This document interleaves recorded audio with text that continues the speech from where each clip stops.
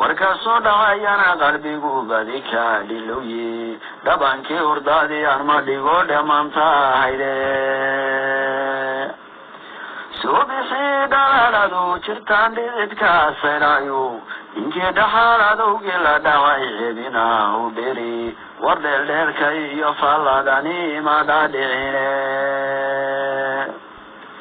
meendhor waa cunayaan oo haatan dhiig baxayo dayaaliga maahay tuxuyana yidin dhafin u dhaqankii soomaaliyeed uma dheeg tagtare warsooyaalka waxa lagu dhigtona usu dhugataano waxaan shalay u dhimanayniba maanta dhiiliyey dhaqan guri mayne xumaan waiska dhicinaye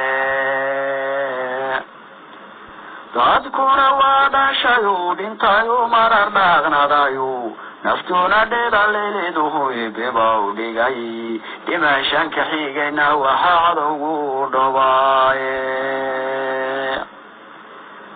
raggii alla dhiciyaba dhilku soo galayo dhibta tagan iyo kama hablanaya sii dhigani wadhantiyo cayarbaa shacbiga lagu duldhelaye wadhuyaalu baxayayo godadka dhanshayo markaasaa ciyaalku dhalana malabka dhugay inaguna dhammaysbanee dhabe u lahada dadkayguna dhalol maaha iyo dhicir siiradiyo dhafaruurta iyo dhebigaba yarkala dheri balse dherin dhirgeedkii ahaatan dhicisoye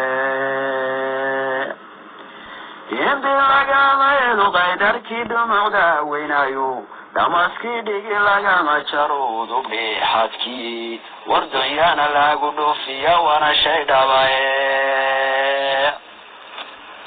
wardhameelka gediilaha waa kuwa dhacayo wardhameelka gediilaha waa kuwa dhacayo bise dhagii banaan baad rabtaan inaad dhuuslaysani rabbaan idinku dharshay qalbigii maydin dhagaxobe dhoodhoonka ruux la jaarabay gamu kala dhaan talmaanu dhalinyar iyo waayeel miyaan tala la dhacdaynin maskaxdeena dheliga ku yimi jarma dhoogan weyne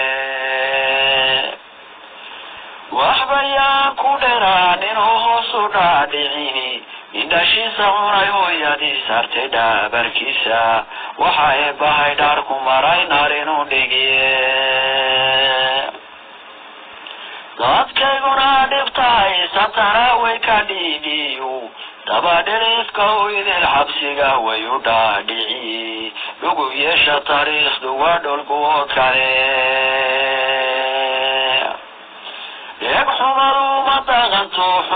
dhegxumadu ma daqanto wanaag kuma dhaawaqano dhadhan waxaan lahayn bay runtii dhabarka sartani adna dheligelintiyo murtida jarna dhiimi mayo golaha waa inta afkiyo dhaqanka gaadh 5 saac